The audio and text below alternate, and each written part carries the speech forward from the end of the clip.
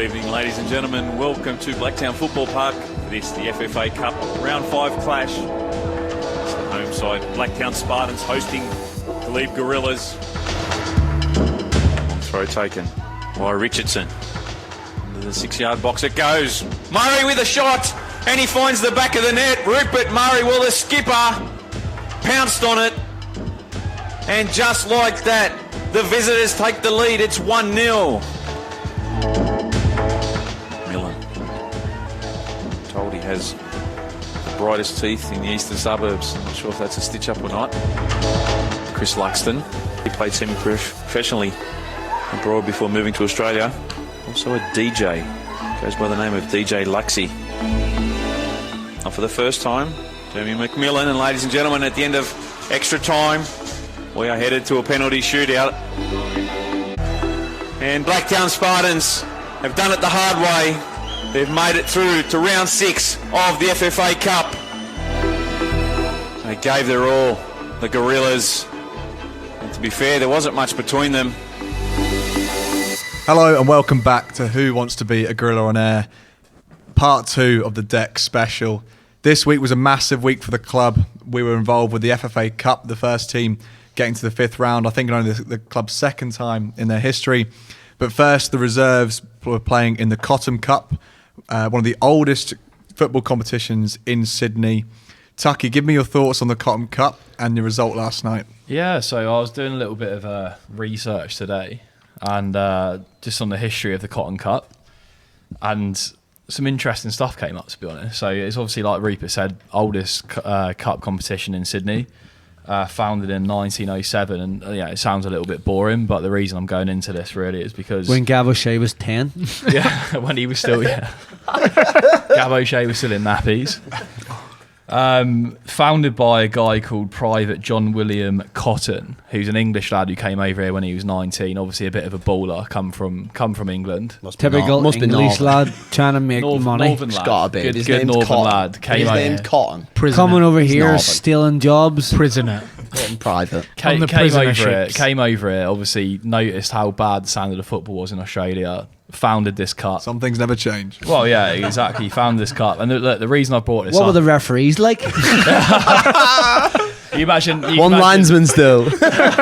Was Dennis and Rob refereeing them? Robbie's one of Robbie's ancestors. Like, do you know what I mean? Like going back, like great grandfather of Robbie, just like brandishing the card. Yeah. 7. That's the passed down secret. All you want to do, son. Disclaimer: the S for F's are a wonderful standard, and please don't hold us against us. Carry on. Hold it against us, S. You're joking. They already hate us. We need some kind of. If you're listening, chances. Some of the bands were ridiculous. So I was looking at this earlier. Apart from Deck's band. Yeah, we'll go into his band later. That band later. So I was looking into this earlier, and then I saw a video of the history of Cottam Cup, and it went through the first final, which was in 1907. And ironically, the first final that happened in 1907 was Balmain versus Glebe, which is obviously the fixture that we had yesterday. So Come on, people. That's crazy. We'll post a photo of this just as proof. But obviously, we had chance to avenge our gorilla natives from 1907. What was the score? What was the score in 1907? Did we lose? We lost 2-0. Yeah, we lost 2-0. Yeah. Oh, we didn't. Glebe did. We. One Glebe. Oh, so Glebe split into the Gorillas and Wanderers. So we had the famous chance bus to stop of 1956. So we had chance to avenge Private John William Cottam, who apparently was an absolute baller. He scored 40 goals in one season. Oh, that's he's got a bit. Unfortunately, you're Rupert Murray. So we've had the Bangladeshi Messi, the Irish Messi, and the English Messi. Essentially, 40. He was the original. No such thing. He was the original. Yeah, the convict Messi is the original. Yeah. So yeah. Anyway, we had the chance to avenge our ancestors from 1907. And it's probably a good segue, Naz. To go through the You actually like that word segue. You said it 16 I was actually thinking that. Segue is the best way. Did you think it was the? Oh yeah, it's because that's how Tucky gets round. I thought a segue was one of those electronic mobile transforming things. Tucky loves Segway because he's never on his feet. Oh Jesus, wept. You can't be saying Got that.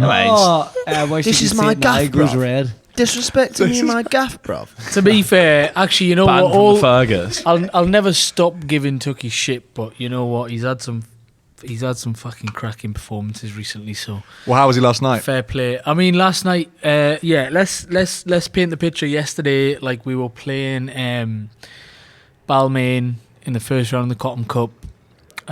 Tucky has secured us a MPL 1 team football pitch, so Leicott Tigers play on that pitch. Commercial director. Yeah, commercial director That's what I secured us do, that Ed pitch. Woodward. To give some perspective, MPL 1 is essentially the championship back home, second division, like top division in Australia. The pitch is unbelievable. Like, it's, if you're not wanting to play on that pitch, it's outstanding, right? So we get on the pitch, we're warming up, everyone's hungry for it. Unfortunately, Sean Keenan's out of the game. He's been unbelievable for us throughout the season. We start the game. Famous Sean. Yeah, I mean, like he's Sean's a big Perception. miss. Follow on Instagram.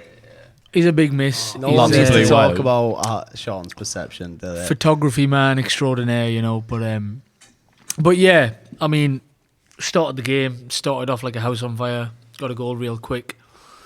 I think was it Toby scored first or Joe scored? Joe scored first, I think. Joe Absolute banger as well. It to wasn't be even fair. Joe scored Aaron, I know first. Joe scored first. I think some, play down the middle, straight through the defence. Joe scored. I mean, I feel you're downplaying it a little bit. He's picked it up from the halfway line, took it round somewhere. Actually, and sorry, I drove was from the thinking halfway about line. his second goal. The first goal, he's picked up before the Scored halfway two. line. He's took around 2 defenders. He's got the pitch to run into, and then you've still got to finish it, So lovely finish. About time he turned up, right? Yeah, look, he gives himself a lot of credit, but at the same time, he's got it in him, and he did show a big performance. So, I think that so all three out of the 4 in between us for Glebe have scored. Then have they? Which one's not scored? just one in between I left to score. Oh, Jay. Stephen Jay. That's Jay, never going to happen. That's something that we will. I mean, we'd explained it last episode, but we can go through it again. But in terms of the game itself, I think the football that we played was unreal. The pitch was amazing, but I think it was just the hassle, like everyone just pressing, everything like that. Jake, Joe, Niall in the middle. Niall was a beast. Like, Jake was class. Toby was unbelievable up front. Like, when you got pace, like the guy, like I said last week, the guy could literally catch a pigeon if he wanted to. I think, like, it's mental how quick he is. Catch a pigeon, catch a pigeon. You put it in behind. Backline was unreal. Tucky was great in goal, only called upon a few times, but I think as a team performance, Thank God. He still conceded a goal. As you can see, I get a lot of stick. Nah, get out between the sticks. Oh, I got lost. as a team performance. Someone get the goes, violins out. As a team performance goes, I think it was unreal. Everyone that come on, everyone that played from the beginning, great performance. It's a and, tale of the well season, deserved. though, right? So first half, unbelievable. Literally just played them off the park, 4-0 up at half time.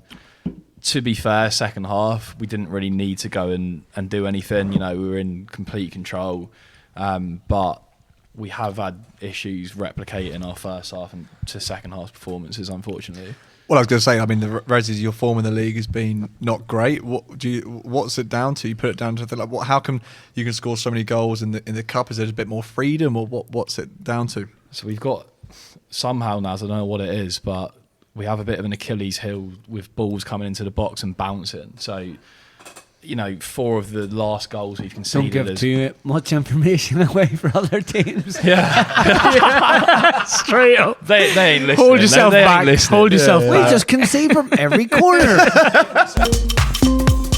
Professional. Boom, boom, boom. Want to win the game. Boom. Professional. Just finish on the reserves. Naz, obviously last week I had an interview with you. It was your first game as reserves manager. This week, Brad was back in the fold, and Naz, I believe you got a quick interview with him. Let's hear what he had to say about himself. 6-1 resounding victory. Obviously a big difference from the game on Saturday, I think. So, any thoughts? Well, I definitely have to say I think fitness was a factor. I can tell the lad seemed a little bit more fresh. Obviously midweek, coming from work, possibly no alcohol as well had something to do with it. But again, excellent performance from the boys. I think they all played well. Tuck, exceptional. Throughout the pitch, everyone, leaders all over the place. Yeah, great win from the lads. I think you've only said Tuck played well because he's sitting right next to her, but today it just looked resounding from everyone. Do you think there's any major differences? Well, I think the team all worked a lot harder for each other. I think the pressing was good. Toby led the line quite well in Keenan's absence. So shout out to Toby there, netting himself had 4 goals. Yeah, so did really well. Again, I think it was more the team battling for each other all over the pitch. So I was really pleased with the performance. And again, it's good to get some minutes in the tank for the new guy Ben. Played excellent at the back. And again, solid throughout. Shout out to Joe Hall for the first goal as well. I must mention that. Good performances all round. So cheers, mate. Let's roll on to Saturday. Cheers, Naz. Appreciate it, mate. Take care. There seems to be a common theme with you, Naz, with these interviews where I'm getting a little bit of credit and you just shoot it straight down after. Yeah, you ain't getting no credit from me, bro. I don't care who you are, you're not getting no credit from me. First things first, Dex giving me credit, and then Brad, and then both interviews I just get shot down. Yeah, it's a joke. The thing is, people freeze up when I do these interviews. I'm like, mate, be yourself. Don't worry about that. You don't have to worry about pretending. Don't choke up because it's like Parkinson. Yeah, straight I know up. I'm a celebrity these days. You, everyone starts choking up and they're like, yeah, Tucky's actually really nice. I'm like, relax. What do you mean? Because all the crowd start You gathering. were like, yeah, Tucky's actually really good. I'm like, mate, listen, when this interview stops, we're going to be hammering Tucky for about 45 minutes. Yes, I get that, but I'm not usually the person that gives Tucky praise because I love winding him up, but the fact last week when you asked me like, oh, hey, you want to give a shout out to Tucky? I know he played shit, blah blah blah. Nah, no chance. Like, especially when you had to make it public, I was like, no, Tucky deserves praise, especially in the FFA Cup previous round against Marion. Unreal. We won't be in. Pulled off 2 saves, 2 unbelievable saves at vital times as well. It was actually look, and here he is again. Here he is again. In shoot fairness, me down. In fairness. He's nearly got sent off first minute of the whole game in that FFA Cup game. I'm joking. Man. In fairness, in our game you're not yesterday, joking though. fairness, in our game yesterday, he didn't have much to do because Balmain. We'll talk again about Tucky coming outside the box. Balmain had a go of it. They did, but we were comfortable. But when he got called upon, there's some big saves, and like that's all you ask for. Like, it's typical, whatever level of football. Again, there might not be anything a midweek to do, game. but Always play well midweek. There's no Friday night drinks. There's no hangover. So midweek's perfect. Can the reserves play all their games midweek? Everyone was up for them gaming lights, by the way. Yeah, Tucky doesn't fancy drinking on a Tuesday night at the Rocks. Nah, it's too much. I'm still hungover on a Tuesday. So. Yeah, good man. Just talk about the Rocks. Actually, this weekend we have our official opening night with our sponsors, the Rocks Brewing Co. Alexandria. We can't wait for it. A few COVID restrictions possibly coming in, but there's going to be a bumper crowd. We'll still be dancing. We'll still be there. We'll still be dancing.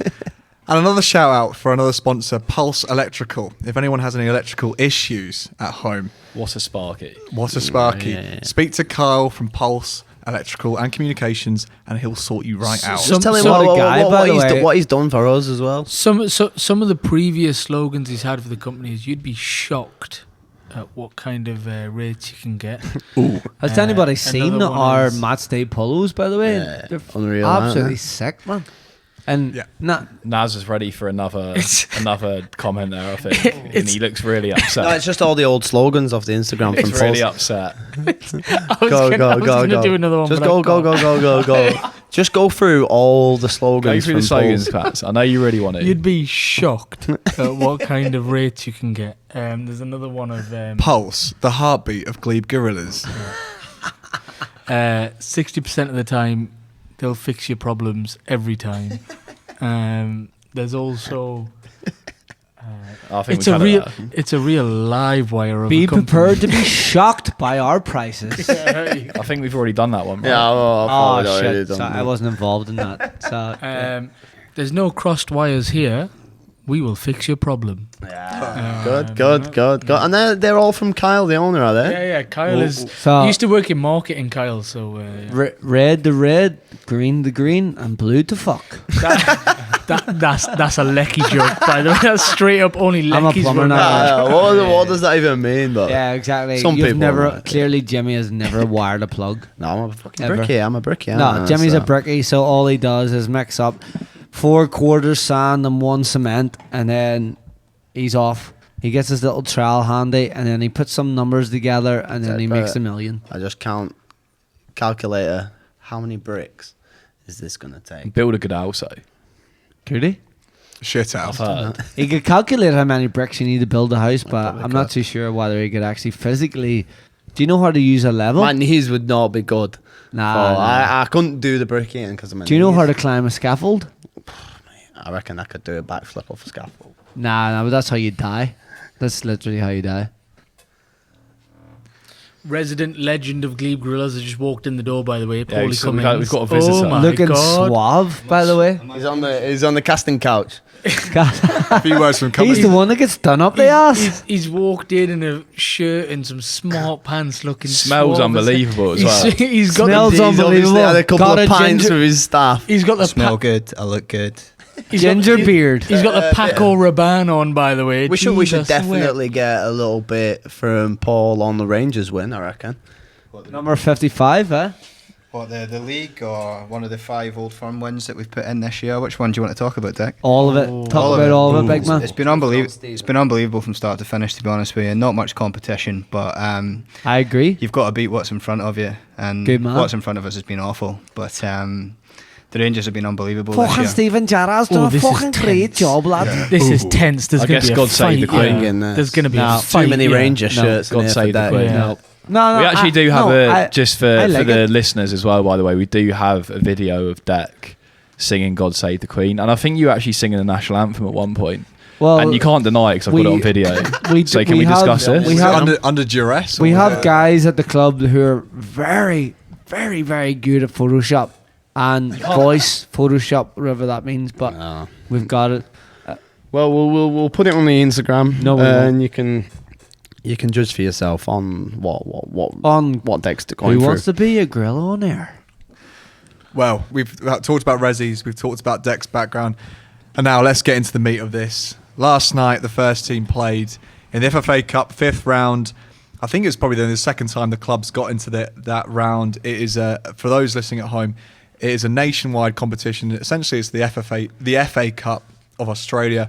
It involves teams from grassroots all the way up to A-League, and we got to the 5th round last night. Glebe Gorillas, we played Blacktown Spartans, who are an NPL2 side. They are a semi-professional team, so they pay their players every week. We were rank outsiders going to the game. We were 16-1 odds. 17. 18 to 1 at one 18 stage. to yeah. I got 17. Jimmy got 17. I got 17. That's from Well, another cast. We'll cut that out. Jimmy's Jimmy's mate. mate got my family got 17. Yeah, and I so- did not. Just for everyone out there, I did not put a bet on myself.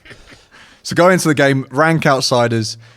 We put up a good shift. I'll cut to the chase. Again, massive underdogs, but got an early goal. We went a goal up and played well. Heard you scored as well, Rick. Yeah, we'll get into all That's that. the rumour. Long story short, unfortunately, it finished 1-1 on pens after extra time. It was 1-1, and we lost on pens. But a magnificent effort from everyone in the club. Deck, what are your initial thoughts on the FFA Cup so far in the game last night? So, we'll just touch on the run so far. So we were away to Albion Park, which is down by almost very close to Jarvis Bay. We went down there, a couple of buses. Albion Park, very good side, very established. Have almost 100 teams in their, throughout the whole club, big club. We went down there, no expectations at all. Just we go down, play our football. We run out 5-0 winners. In the end, very comfortable. Next round, we get through to Dunbar NPL 3 team, which is definitely, without sounding harsh on Albion Park, but it's a completely different opposition, top level. Well, they're a semi. They play their Yeah. they pay their players as well. They're a semi pro side. There were two levels, 2 leagues above us. Two leagues, when you think about it, but like, you know, they It's have a whole different level. Yeah, a different level regarding the structure of their club, the structure of how, like, their coaches of, you know, top level coaches, and we're just like an association team from eastern suburbs who try and play our football. Unfortunately, we've got a lot of good players in our club, and on the day we were there, without sounding cocky, but we were a superior team from the first whistle to the last whistle. We run out 2-0, you know, and they did have a chance in the second half to make it 1-1. It was a great save from Reese, but that's what you do. You call upon your teammates in situations like that, and we run out 2-0 winners, and you know, it was a massive shock. People, players, and the community probably never expected us to beat an NPL. Good turnout as well. I think, yeah, that's what I was just about to say, right? I think, like, we're a top quality standard club, our first team and our resis and everything, right? But we are not paid. We're amateur team, top level amateur team, but when it gets to that level, it's like chalk and cheese compared to the funding, the training, the amount of teams. They train 3 times a day. We do one drill A day or a week? Jesus, they're working hard. They're full time. We do one drill a week, right? They might do it 6 times a week, kind of thing. Do you know? It's true, yeah. Well drill side and all that, right? And like, the thing is, the funding, everything they've got is one thing. That's a totally separate thing. But like, the way that we were describing playing in the Cottam Cup, right, is like, you walk in, Lycott Stadium, massive stadium, lovely, like, not many fans there. Just chat us through, like, walking onto the pitch, like the stadium, because looking at it from YouTube, obviously we had a lot of people watching, like the amount of fans there were, the amount of people watching at home. Like, talk us through what it was like, and also not just yourself, but Rupert as well, like the atmosphere that was there, right, in terms of like what it was like. Well, I just don't want to skip by the 4th round either, which was the Marion game. Yeah. So we were very fortunate to be drawn at home to Marion FC, which play in the Blacktown District League. And the last year in 2021, they went unbeaten. They won the league and they won the grand final. You know, so we knew we were coming up against a side that was... I watched, like, fortunately for us, I watched a couple of YouTube clips on them, so I knew a bit about them and how they played and their strengths. But when it comes down to match day, you know, they need to match us. We don't, like, we know how they are, but they need to match what we do. And again, it was another professional performance. They were strong. Professional. This is gonna be a recurring theme. But yeah, they were strong. The first 35, 40 minutes, it was a very even game, and we scored a great goal just before half time, which sort of killed their spirits a bit going into the second half, and we came out again. We completely controlled the second half of the game, got a second goal from Jimmy Ward, and you know, it killed off a game. Seems to pop up quite a lot, Jimmy Ward. Well, exactly. Yeah, he does. Good on him. James. No one else is called Jimmy. But anyway, so yeah, we got the 2-0 win in the 4th round, and when we realised that the 5th round tie was against Blacktown Spartans, you know, everybody was definitely excited about it because we knew how big of a club they are and how like the fan base that they have and the level of football that they play at and the crazy facilities that they have, you know, compared to Glebe Girls, where we play from Brazilian Park and Centennial. We don't have changing rooms. You know, people are getting their penises out in front of children by accident. You know, it's a crazy massive difference. And you go to these facilities and you turn up. They've got the music playing. They've got the commentators. They've got the voiceover. You know, they were amazing with us as well. To be fair to them, I thought we got Blacktown. Everyone's like, "Oh, fucking Blacktown, whatever." But they they welcomed us in very professionally. Yeah, they were very good. And they didn't take the piss. They didn't think, oh, ESFA team, fuck them, we're gonna win.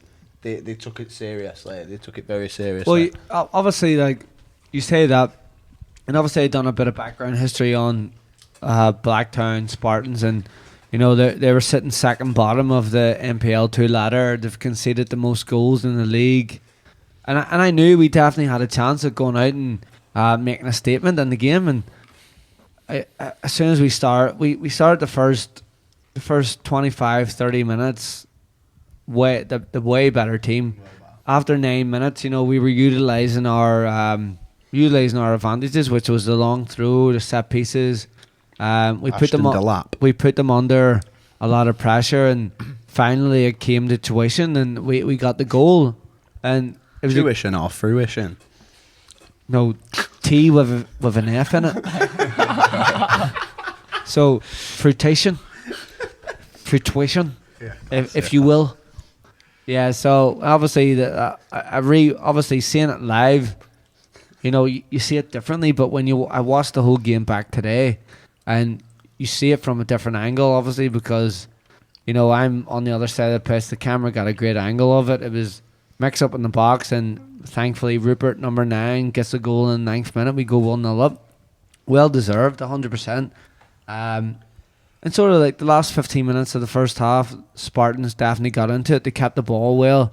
They did, like, without sounding like harsh on them, but they didn't really do much in their final third. Yeah, you know, they didn't create much. Especially in extra time as well. Obviously, the Rezzies were watching. You know, for everyone listening, like we finished our game. We went to the pub. Everyone was just sat around the phone watching the game, and obviously our game finished around about when you guys finished the 90, so we managed to catch pretty much the full extra time. And yeah, like to be honest, I thought you guys had the better chance. I think you rode your luck a few times. Obviously had a goal disallowed. There's a few other chances they had, but you know, you look good. No, so obviously they scored on the 30th minute. Before that, it was just a lack of concentration as well, you know, conceding that goal. You know, as the right back made a great run to the back post, and he put it in. That, and sometimes, you know, that's what you need to fucking kickstart you on. And when they controlled the last 15 minutes of the first half, but second half we went in. Every single person in the change room had something positive to say, and we all knew what the job was and what we had. What was ahead of us for the second half? We knew there was a big chance. Yeah, we knew this because they're an NPL 2 team, but we knew that like they were there for the taking, and you know Dermy had that, which is when I watch it back, man, holy moly, it's. Has that got anything, do you think, to do with his teeth surgery? So that I did say it on the sideline, by the way. Sorry, Dermy, but I have to say it.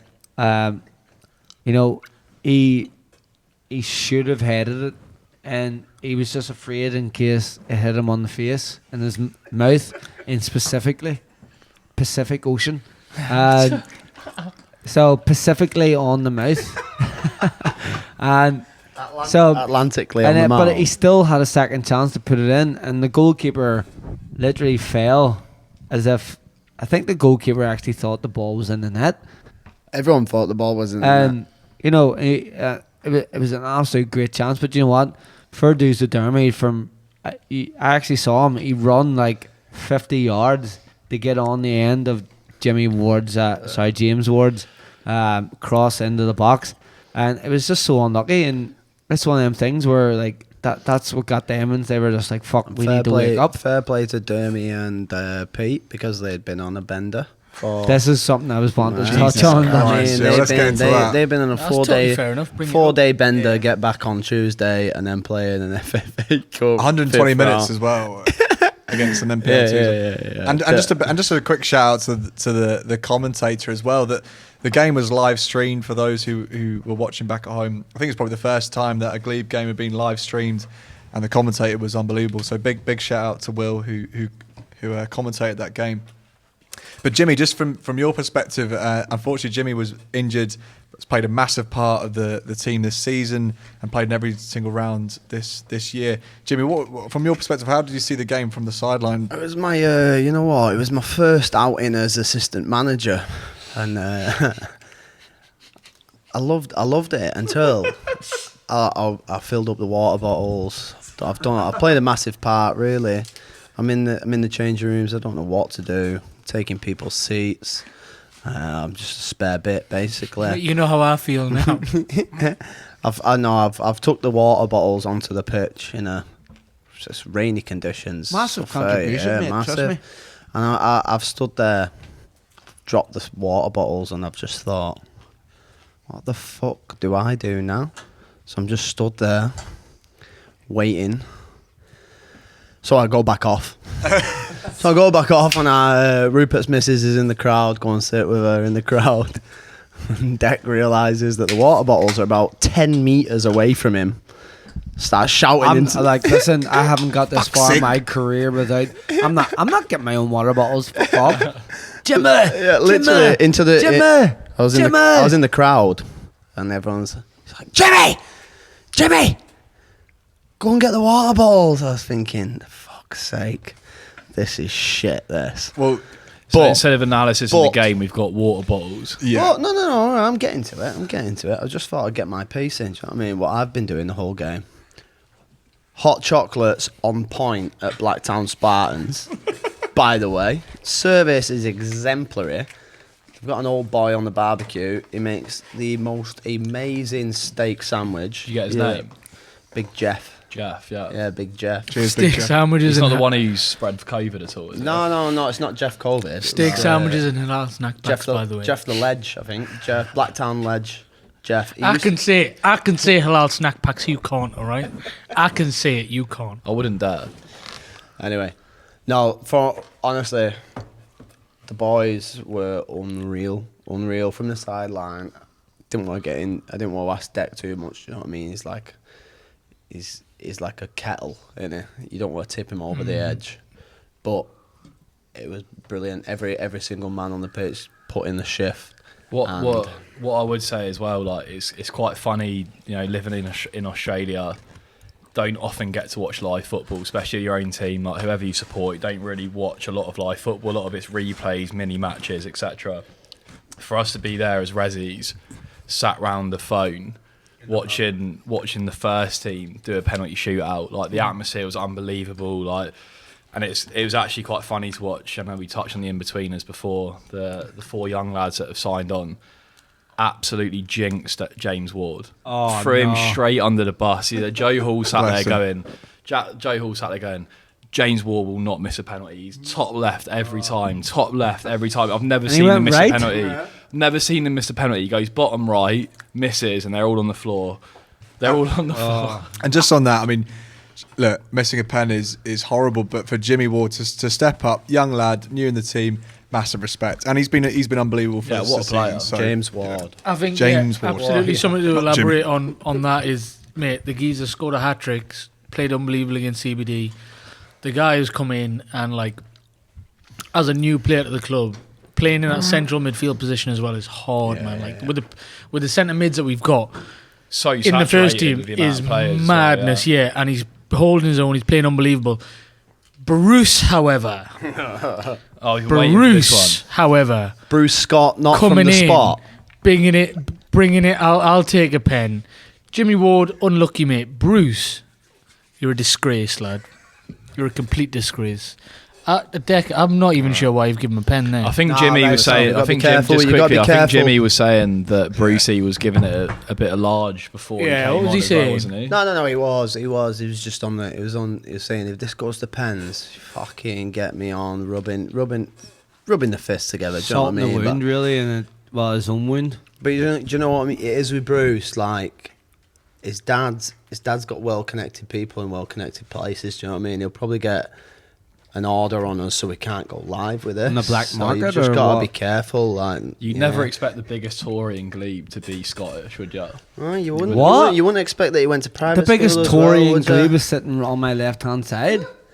What, Cummins? Cummings is 155. Do you think he understands what Tory means? But that's why I was surprised when I met Brucey. No, but when like Bruce, so I brought Bruce on. Big mistake. That's a joke, Bruce. You done well. He did do well. He did do well. Penalties. So the referee allowed me to go on, speak to the lads. You know, Rupert was number 5. He was going to be the match winner. Number 1, Des. Fuck me, what a penalty, man! It was honestly, it was a great penalty. And I saw a comment on the YouTube channel saying, Des Ford, more like Des Porsche.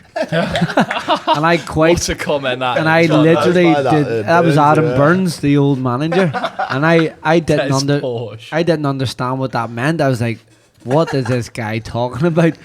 I was like, "Yeah, weirdo." Then it took me 2 days to realize what it meant. But yeah, what a penalty!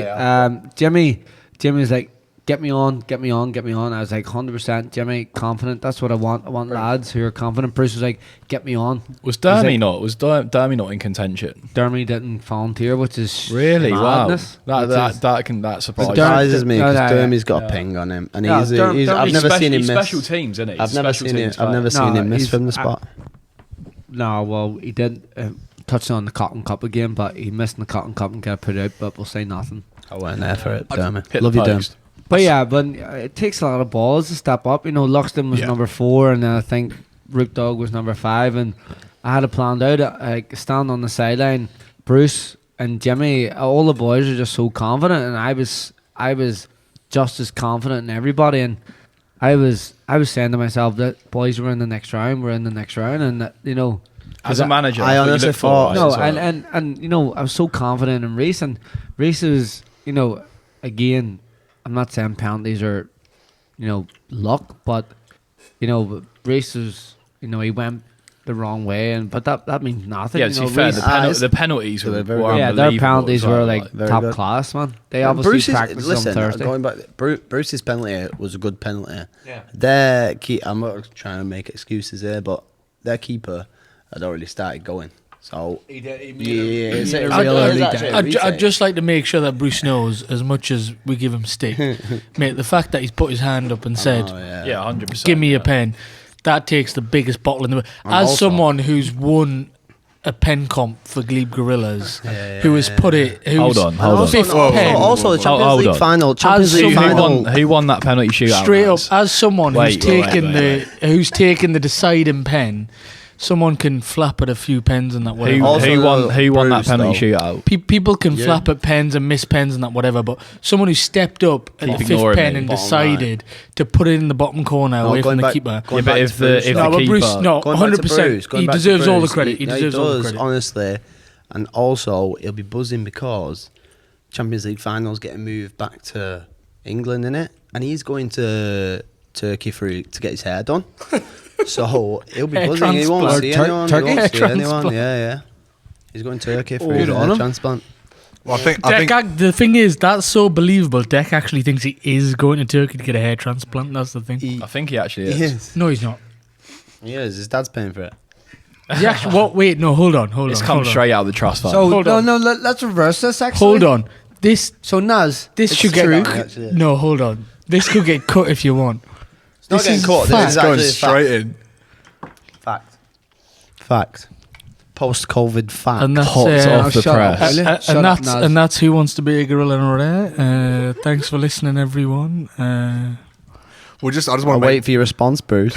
again, just to talk about the difference between the two teams. At one point, I just want to mention Luxton clattered into me. He actually headed my back, and he was down the floor. I thought Luxton was dead, but anyway, so they ran on and said they had 2 physios ran on, and they looked after him and said, "Have you got a physio?" Their physio ran on. Their physio. So 2 of their physios ran on. They were looking on Our physio and they said, Jono. They said, "Have We you was got?" like, oh, what have we got? We've got a bottle of water with Yeah. a broken top cap. And we've got Is some, that all bottle looking still at- going? and Yeah, we it's had a good bottle. we How had is that some still going? we had some white tape just in case. just To to wrap put it around his head. What, like, you know, like compare, like, so for instance, right? Compare to market.com. You played that game there, right? Obviously, ridiculous game, won 20 minutes. Compare that to like a game against Coogee, right? Who obviously massive game, give us a run out. Like it can go either way. what's the difference between like a game against Coogee and a game against them? Is there any difference, or?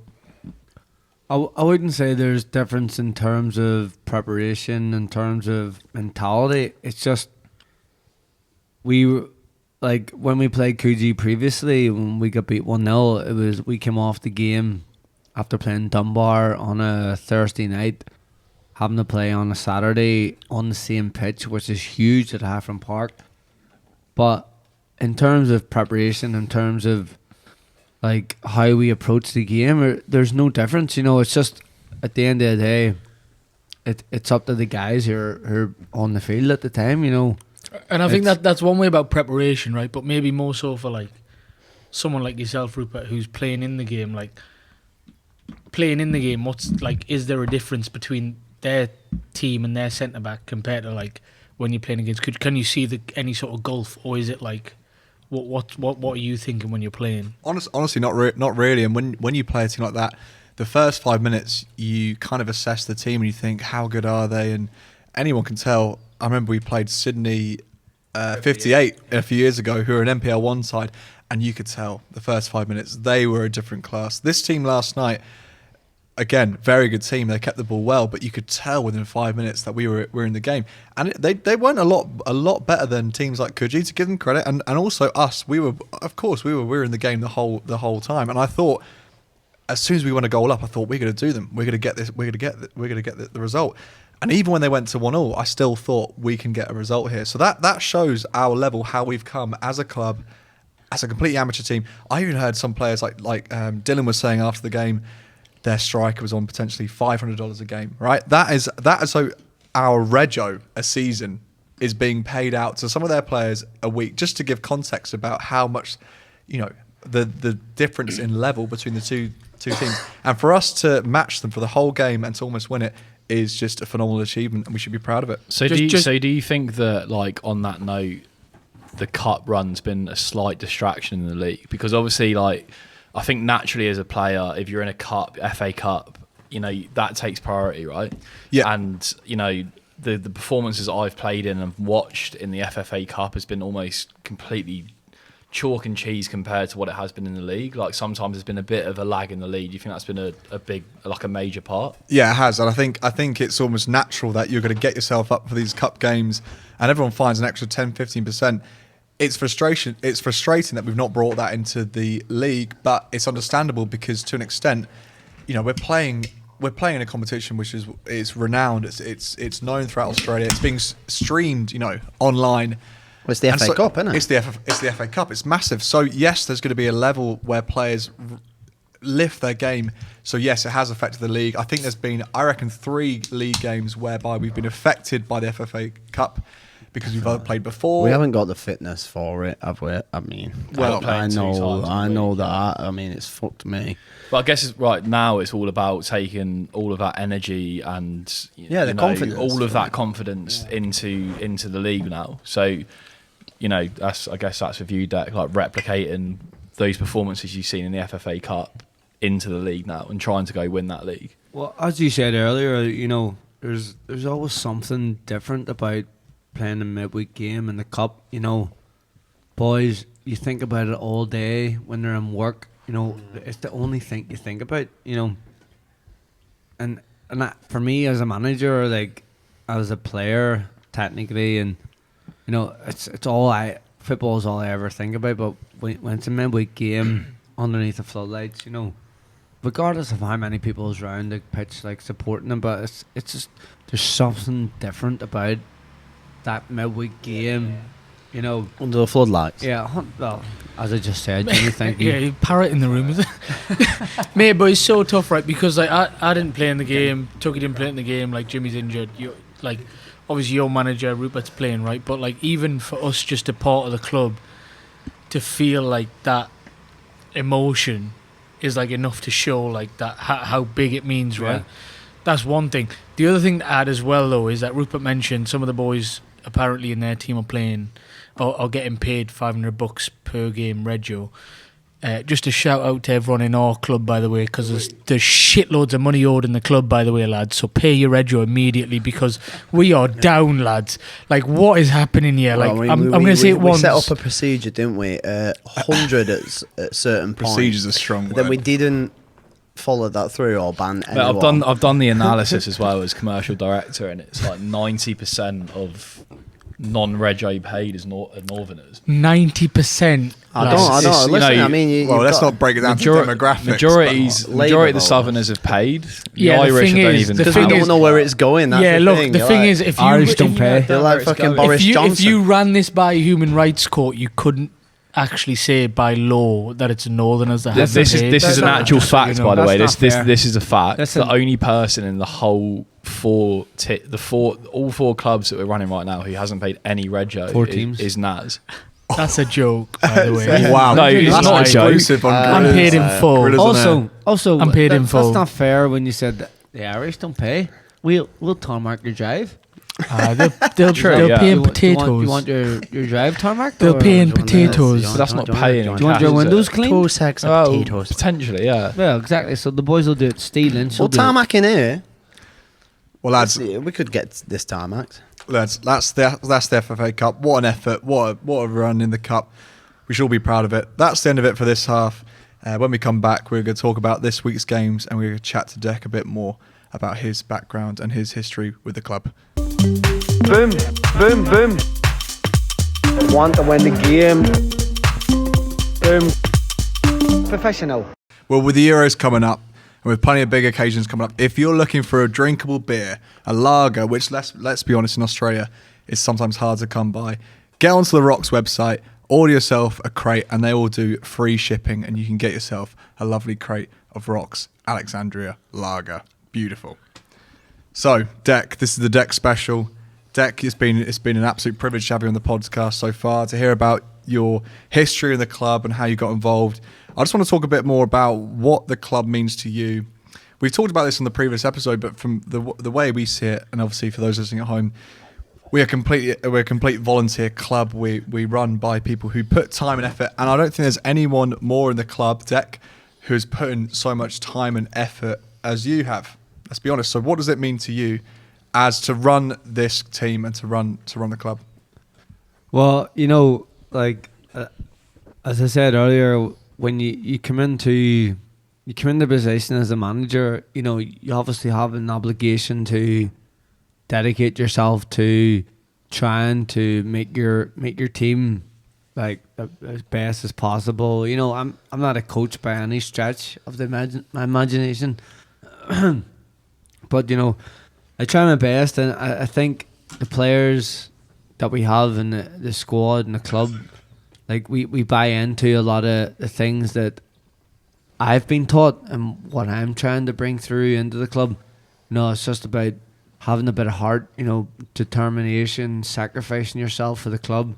And I know it's hard sometimes because a lot of our boys are working holiday visas. People are here to have a good time, good footballers. And sometimes people don't see that the same way, where like if I'm involved in something, I'm going to give 100% no matter what. So and sometimes you just try and instill that within the players, and I think that's exactly what's happening this year. To be honest, for me as well, like coming into the club this season, I've been there for 6 years, not really been involved in the committee or anything like that.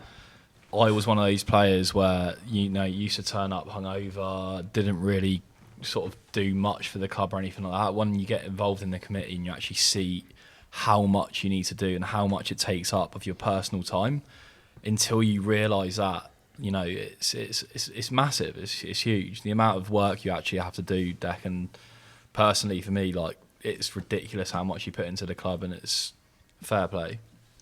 Yeah, so Dec, how much of your week will you think about the Gorillas? How much? I'm laughing because We'll get Marianne on for this. I'm sure Marianne will have some thoughts about this, but you must put a lot of time and effort into just thinking about the team, just constantly. Well, again, I'll just touch on the fact that I'm not a coach, but everything, every training session, every game, I'm constantly learning about our players and constantly learning about how football should be played.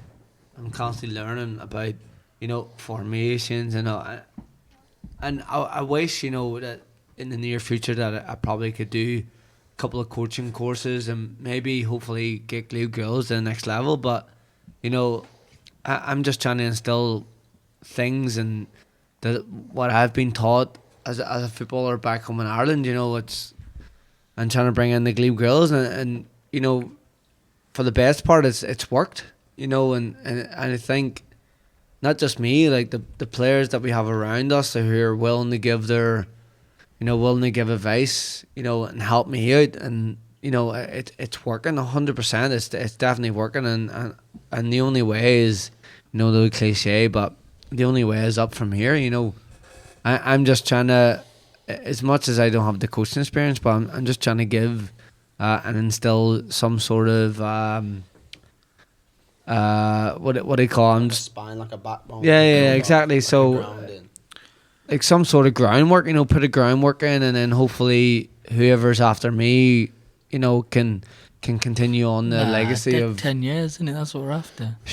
Yeah. But the thing is, right, the 5-year contract. yourself and Brad, right, don't get paid for anything. Like, you come and you take the team and you do the training, and it's like massive like credit to you. I think we've definitely tried to make that point heard. For me, like, it's different for me. My missus is in Italy, right? Like, she prefers rugby. She's probably not listening to this, but Is she though? for You have a missus in for Italy? you boys. Also, but the the thing Italians aren't great at rugby either. Catfish? Yeah, no, I don't know why she likes rugby either. But for me, like, it's a bit different for me. But for you boys, right? Like, you all your girlfriends and your girlfriends' girlfriends and your side pieces and all that stuff. Like, The wags. they're all listening. But like, back to Rupert's point at the fact that, like, how much of the week that it takes, right? Like, training twice a week, games and stuff.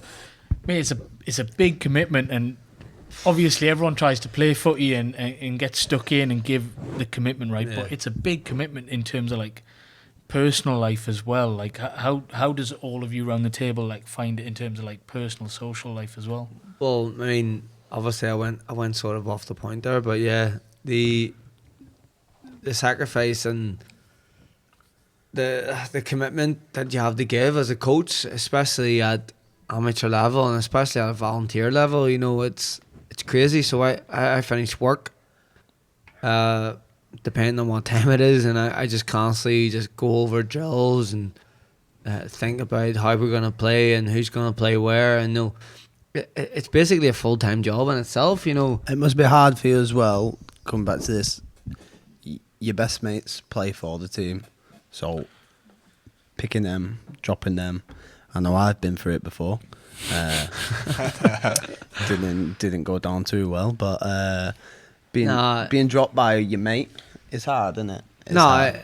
That's probably the hardest part about being a manager, being a coach, because before you became a coach, before you became a manager, like, you became friends with everybody, and then all of a sudden you step into this role where you need to sort of, you need to let your friends down, and unfortunately, like, I'm just going to get a very frequent example was last night in the FFA Cup, and Jono. Jono's one of my best friends, and last night I had to tell him that he wasn't going to play, and I expected him to be very gutted about it, because it's one of the biggest games in the club's history. But that's part and parcel of what you need to do, and if you need to be a manager, if you have to be a manager, you need to do these things. And but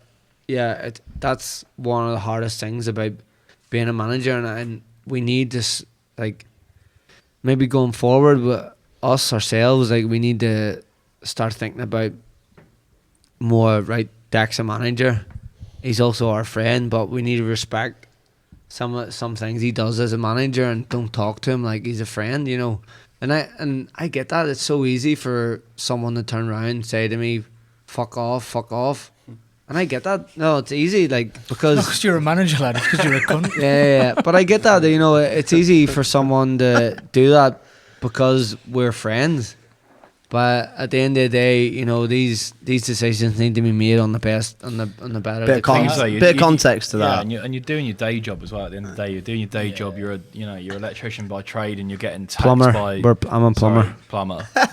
Same thing. Anyway, On the floor heating technician, just to be honest. Something with your hands. and you're getting texts from people going, "Why am I not starting? Why am I not getting minutes?" You know, you're managing a large squad, so it must be hard trying to manage that. No, again, what Jimmy said about your friends, like that's the hardest part is trying to manage. I feel as if I'm trying to manage my friends rather than trying to manage a football team, because I definitely don't walk on eggshells around anybody, because everybody knows how straightforward to the point I am. But at the end of the day, I do sometimes take into consideration who the person is, and you know how they are, etc. But you know, as a manager, like again at an amateur league level and a volunteer, sometimes you just need to just bite the bullet and just go whatever. And if that means Sometimes he winds you up on a Friday saying, "Oh, you dropped," and with your missus sat next to you and says, sends you a message saying, "Listen, I'm gonna leave you out this week." I react bad, fuming. And then he messages Well, this is me. hypothetical. We're not talking about anyone. Yeah, I was going to say, actually, I thought it was straight real. when he This first is- started. never forgot about this. Is Sarah okay? Is she okay? Sarah, she Sarah okay, took or- the brunt of it, but Jesus. she says, Sarah says to us, "Oh no, Deck messages us saying you dropped." So I'm fuming. When you say us, he got Sarah Well, in a no, group chat? no. So he messages me, but he messages me at the perfect timing, just by chance, saying, "Don't bring Sarah into this." Sarah's obviously sat next to me, so I go off at Sarah. "Don't you fucking dare message Deck No. for me. Shut up. Don't you fucking No. dare." No. And she's like, please, no. Yeah. Oh. So she turns back to me and says, "What you on about?" And I was like, "Oh no, I've been done here. I've been done." Next minute, picture of him and Jono. Sarah messaged She you. had actually messaged. So I'll tell you what actually happened. So the week before this situation, I dropped Jimmy. Obviously he wasn't too pleased. He played the actual game. He came on. He set up the winning goal.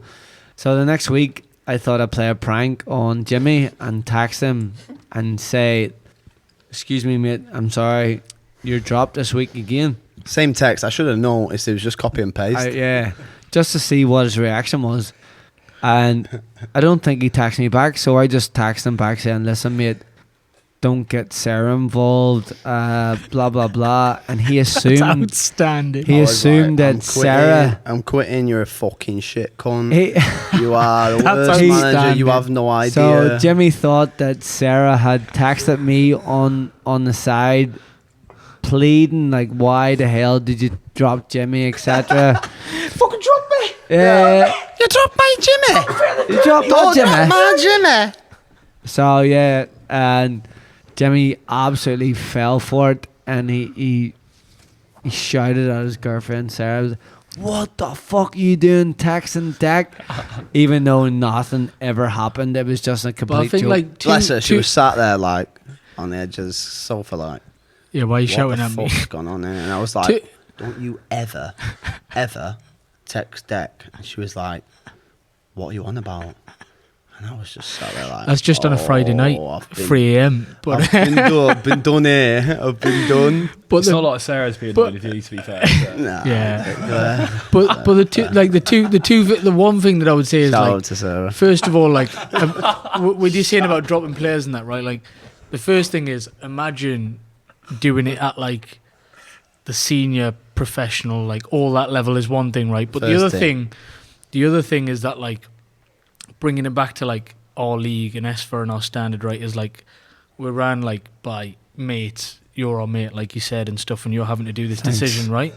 But like, there's And other everyone teams hates in the league that have like specific just coaches that are detached from any kind of playing, who are like plus 40 or whatever, and they're not like they don't feel that pressure They're of not like in that role. Yeah, where, man. you know, Like they can tell someone yeah. on a Saturday, like, listen, you're not playing, This and they is- go home the next day and they're sorted. They're not going to see them in the boozer at the end of the game. So This is one of same the, with Brad as well for Yeah. the same thing. it's one of the reasons, you know, you see, like, very rarely you'd ever see any other team. I actually don't think there is any other team in our league that, I'm not saying that they're not friends, but I don't think there's any other team in our league that is their manager is also trying to be a player, but Yeah. everybody's friends, actually younger than some of the players, Yeah. you know.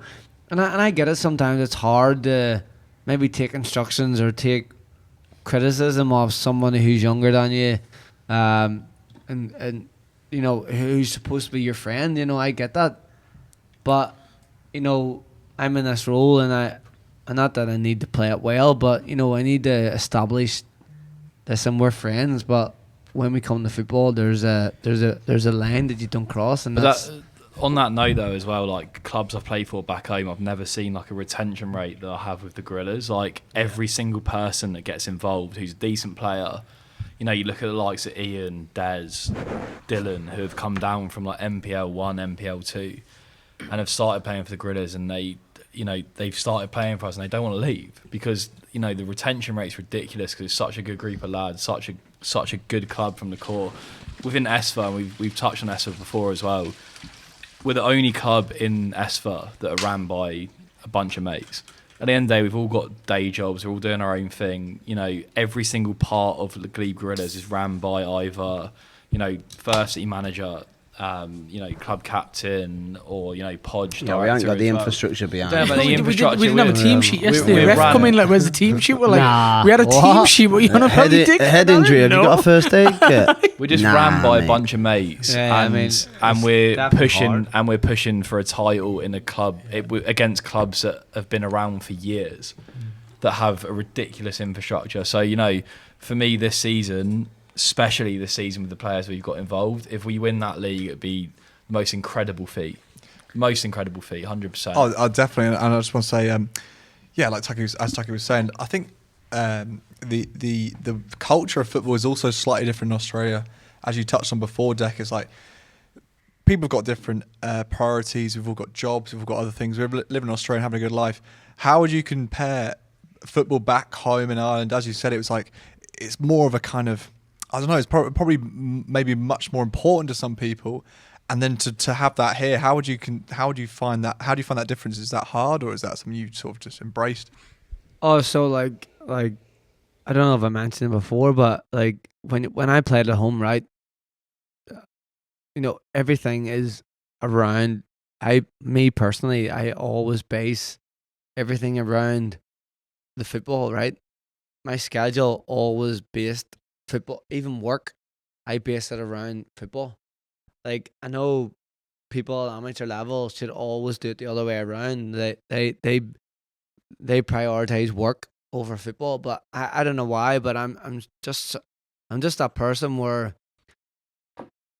football for me is such a getaway from everyday life that, not that I need to escape or anything, it's just football for me, which a lot of people probably don't understand, and not to throw anybody on the bus, but like girlfriends and fiancés and wives, not that they'll never understand, but you know, it's probably hard for them to understand what football means for a person, for their fiancé, for their boyfriend. You know, for me personally, you know, recently I went through my sister dying and all, and going to football is probably one of the only things that ever was able to clear my mind. Never thought about it. You know, it's just one of them things where you just, football is just, I don't even know who said it, but football is just, it's the way of life. You know, when you grew up on it from your 6 years escape. old. It's an Exactly. escape, It is an escape. You know, even though you're having banter with the boys, but it gets you away from your life. You know, what stress you have at work, what stress you have in your family life. It shows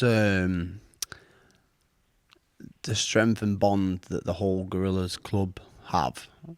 I mean, you've touched on it there. You went through like one of the worst things you could ever go through, and the club was there straight away. Not to say that it was just a club, but you're a long way from home. Your brothers are the football team in a big way, and it showed. I thought it was testament to the club. And I think it's especially the fact that you're so far away from home, right? But not just like Jimmy said, you've gone through one of the worst things that anyone could ever think of, right? But not just the fact that you playing for Glebe, right? I feel like anyone in any of the teams in our league, right, and the level that we're at, and the amateur level, and as much as we give stick to all the other teams, right, I feel like all the teams in the league, I think Coogee went through something that was like similar, like really bad happened, and like I think the way that the clubs all come together when you join a club, it's like it's so important to have that. And that they're all, escape. and at the end of the day, like I think you touched on this in the last podcast as well. Like everyone, the whole of FFA is 90% British and Irish deck. Yeah, thank you. I need to get that in. Well, probably 70% Irish, and then the rest. Yeah, but British. like, do you know what I mean? It becomes almost like family orientated because you're all away from your family. You know, you've all got the same bond. You've all got the same like situation,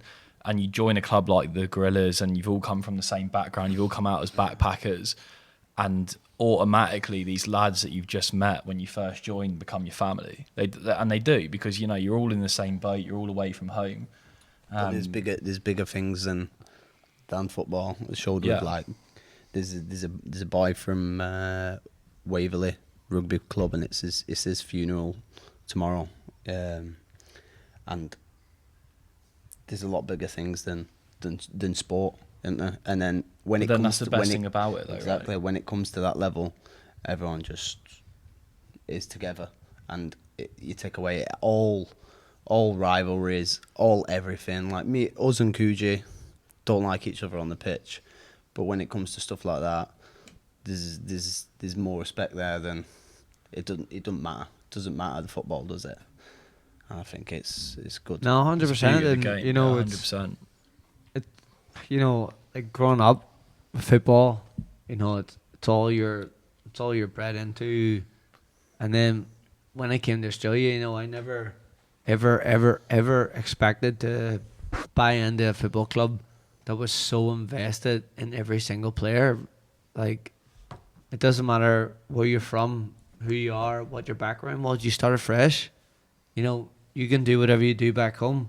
You come to our club and we'll treat you as nice and as fucking just as much as the other person. But again, I touch on it regarding like my sister Dan and whatever. Something I never expected ever in my life. All the boys got together, raised an unbelievable amount of money, sent it home to my sister's children, which is something that me and my family never forget. And it's not the absolute privilege to be a part of a club where not that they think so highly of someone, but it's just they'll do it for anybody involved in the club, and I think it's just a testament to the people that I've personally met, and it's just an ethos of a club where we're run by people, we're fucking and we'll do whatever it takes to fucking make sure our teammates and our it's hard, man. It's class. After, yeah, for sure. Yeah, and like you were saying, none of us have seen family for 2 years, and like what happened to you, Deck, was horrible. But it wasn't even a question in our mind. It's just like it could have happened to anyone, and we all would have been there. And that's the ethos of the club, and that's why we're here. And again, the reason why we're doing this podcast is because we're talking about the importance of the community and the importance of football. Not just as a sport, but it's something we do to really make those connections and to really, form bonds with people. So, yeah. Love it. I appreciate it, boys. Thank you. Absolutely. What an amazing end to the podcast, by the way. Yeah. Genuinely. As horrible subject to touch on, but at the end of the day, you got to look at the positives. And that's what it's all about. That's what it's all about when it comes to Glebe Gorillas and when it comes to amateur football. Yeah. Well, that's it for this week. Thanks for listening, and thanks, Deck, for coming on. Thank you. Thanks, Tucky. Thanks, Jimmy. Thanks, Naz. We're going to win the league. We're going to Fuck win off, the Coogee. League. We're going to win the league. Fuck off, Coogee. We're going to win the league. Don't you worry about that. Don't you worry about that. Let's end on a 3 points against Maroubra note, you know. So we're both teams 3 points, 6 points Against the all that Farmers. business. So yeah, that's us. Against The cleaners. the cleaners, the Reese's cleaners Cleaners. slash farmers. Reese's Cleaners. If we lose against them, Yeah. I'm retiring. That's actually a good company name. Reese's Cleaners. Reese. Reese's Cleaners. They're our new sponsor next It's like week. Sheila's Reese's Cleaners. Wheels, isn't it? Reese's Cleaners. Reese's Cleaners. Well, thanks again for listening, and join us next time on Who Wants to Be a Gorilla on Air.